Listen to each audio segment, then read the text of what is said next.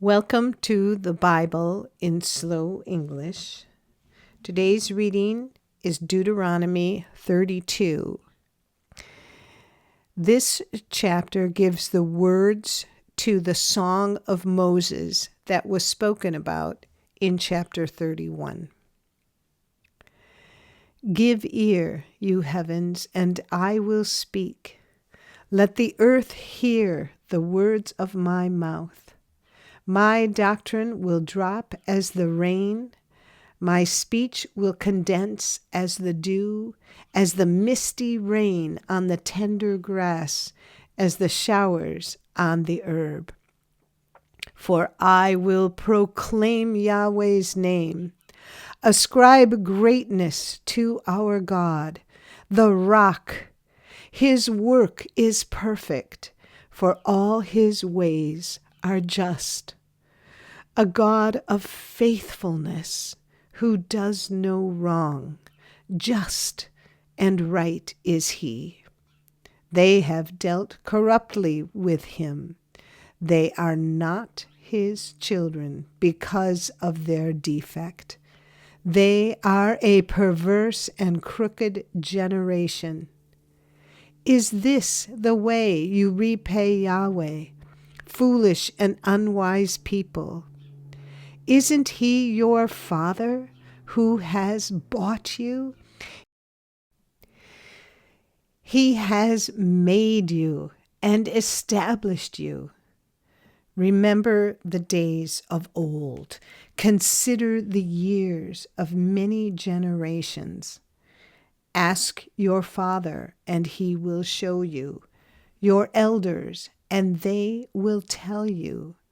When the Most High gave to the nations their inheritance, when he separated the children of men, he set the bounds of the peoples according to the number of the children of Israel. For Yahweh's portion is his people.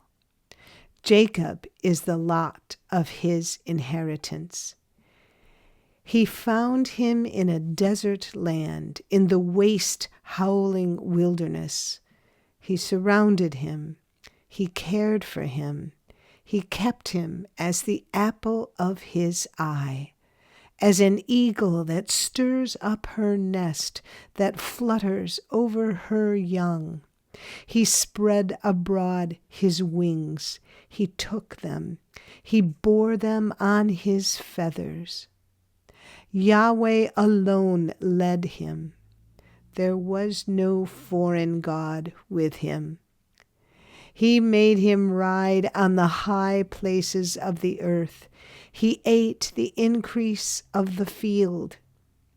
He caused him to suck honey out of the rock, oil out of the flinty rock, butter from the herd, and milk from the flock, with fat of lambs, rams of the breed of Bashan, and goats with the finest of the wheat. From the blood of the grape you drank wine. But Jeshurun grew fat and kicked. You have grown fat. You have grown thick. You have become sleek. Then he abandoned God who made him and rejected the rock of his salvation.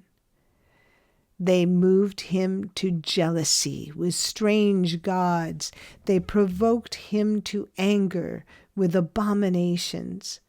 They sacrificed to demons, not God, to gods that they didn't know, to new gods that came up recently, which your fathers didn't dread. Of the rock who became your father, you are unmindful and have forgotten God who gave you birth. Yahweh saw and abhorred because of the provocation of his sons and his daughters. He said, I will hide my face from them. I will see what their end will be, for they are a very perverse generation, children in whom is no faithfulness. They have moved me to jealousy with that which is not God. They have provoked me to anger with their vanities. I will move them to jealousy with those who are not a people. I will provoke them to anger with a foolish nation. For a fire is kindled in my anger that burns to the lowest Sheol, devours the earth with its increase, and sets the foundations of the mountains on fire. I will heap evils on them. I will spend my arrows on them.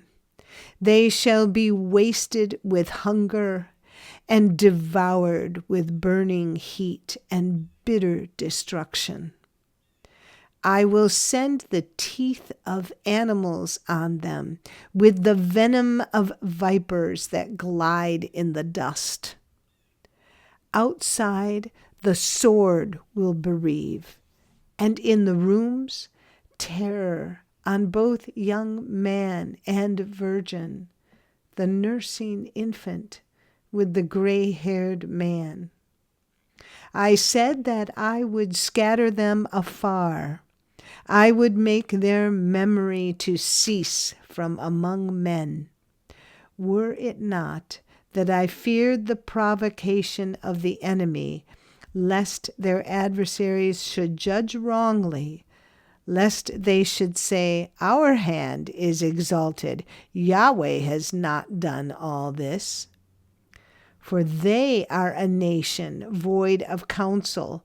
There is no understanding in them. Oh, that they were wise, that they understood this, that they would consider their latter end. How could one chase 1,000 and two put 10,000 to flight unless their rock had sold them and Yahweh had delivered them up? For their rock is not as our rock. Even our enemies themselves concede. For their vine is of the vine of Sodom, of the fields of Gomorrah. Their grapes are poison grapes. Their clusters are bitter. Their wine is the poison of serpents, the cruel venom of asps. Isn't this laid up in store with me, sealed up among my treasures? Vengeance is mine, and recompense, at the time when their foot slides. For the day of their calamity is at hand. Their doom rushes at them. For Yahweh will judge his people and have compassion on his servants when he sees that their power is gone, that there is no one remaining, shut up or left at large. He will say, "Where are their gods, the rock in which they took refuge, which ate the fat of their sacrifices and drank the wine of their drink offering? Let them rise up and help you. Let them be your protection. See now that I myself am he. There is no God with me. I kill and I make alive. I wound and I heal. There is no one who can deliver out of my hand.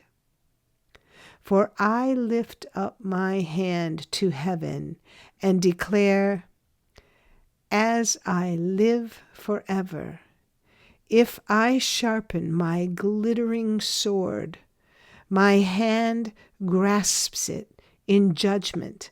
I will take vengeance on my adversaries and will repay those who hate me. I will make my arrows drunk with blood.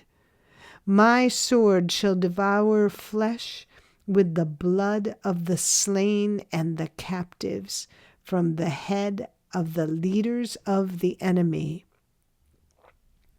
Rejoice, you nations, with his people, for he will avenge the blood of his servants. He will take vengeance on his adversaries and will make atonement for his land and for his people. Moses came and spoke all the words of this song in the ears of the people, he and Joshua, the son of Nun. Moses finished reciting all these words to all Israel. He said to them, "Set your heart to all the words which I testify to you today, which you shall command your children to observe to do, all the words of this law.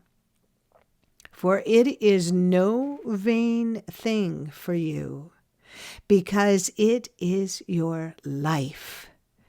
And through this thing you shall prolong your days in the land where you go over the Jordan to possess it."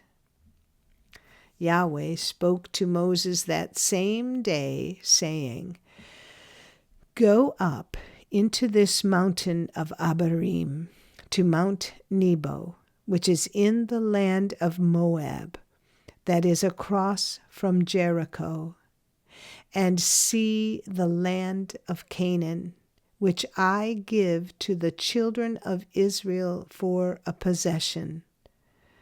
Die on the mountain where you go up, and be gathered to your people, as Aaron your brother died on Mount Hor, and was gathered to his people, because you trespassed against me among the children of Israel at the waters of Meribah of Kadesh, in the wilderness of Zin, because you didn't uphold my holiness among the children of Israel.